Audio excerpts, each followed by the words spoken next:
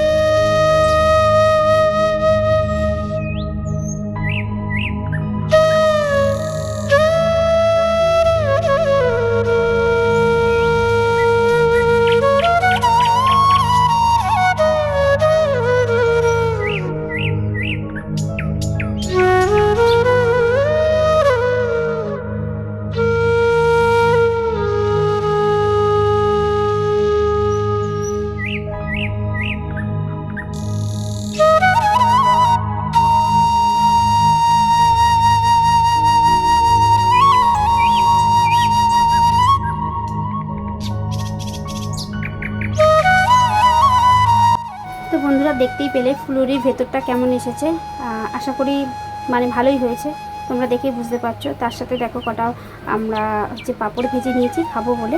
তো আজকের ভিডিওটা এতটুকুই, আবার আসবো নতুন অন্য কোনো ভিডিও নিয়ে। ততক্ষণ পর্যন্ত সবাই ভালো থাকো, সুস্থ থাকো, টাটা।